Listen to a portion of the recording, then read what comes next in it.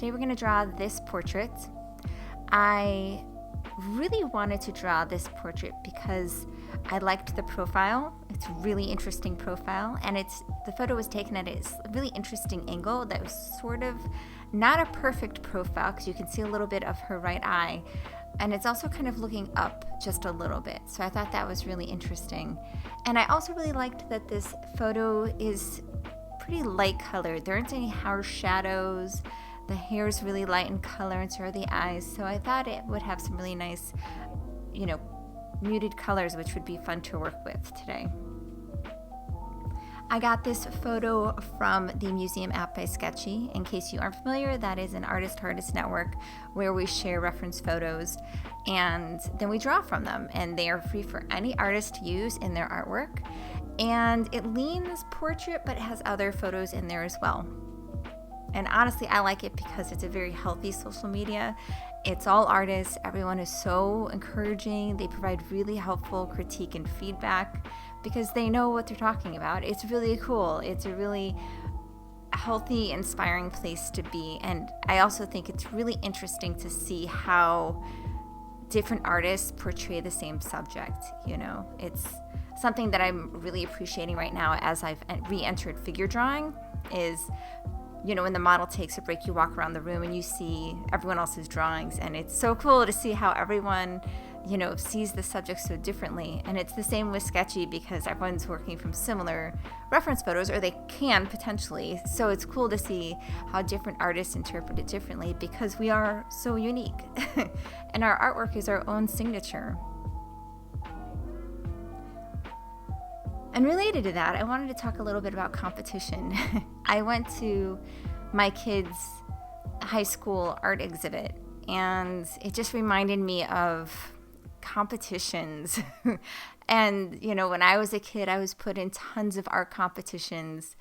And what ended up happening to me as a kid, being put into all these shows, and then winning ribbons and all of this and getting all this praise, it was that I started to create artwork that would do well in the competitions, So I didn't take the time to really think about what I wanted to say with my art or why I was making art. I just really enjoy using my eyes to observe the world around me, so that much I knew, and I love working quietly by myself.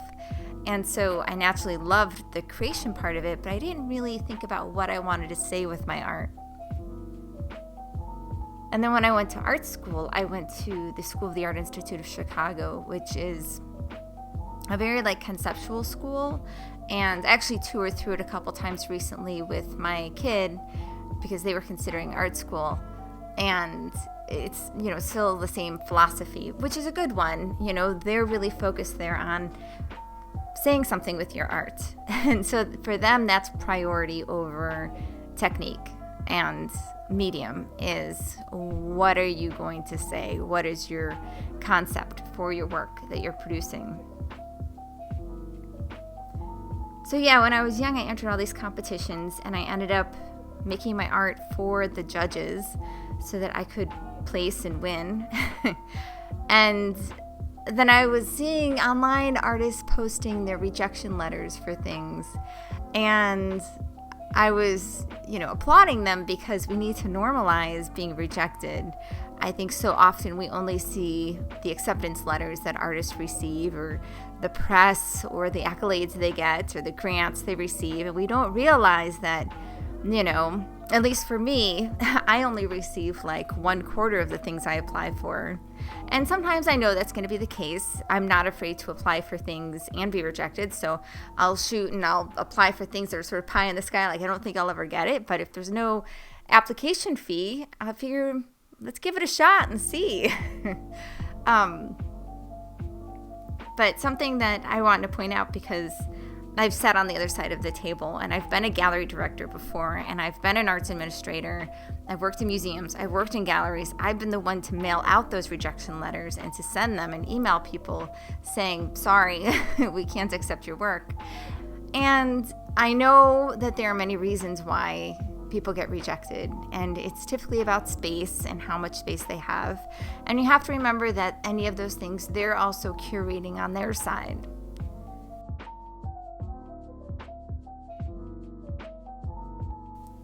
And, you know, if you have an exhibition and you're trying to tell this overarching story, but then you have so many artists who are working sort of along the same themes or in the same medium or both, it kind of gets repetitive, and then the story that you're trying to say with the entire exhibition gets changed because you have too many pieces that are along the same theme. So that was a common reason why people would get rejected. So I'm just saying this so that rejection happens. Please don't take it personally. Please continue making your art. Make the art that you want to make. Don't feel competitive with other artists. You know, the sketchy community is so great because everyone is so kind and encouraging to one another. And I think it's important that we do that with each other, that we continue to support another artist. We continue to recognize and celebrate how unique all of our voices are in the artwork that we create.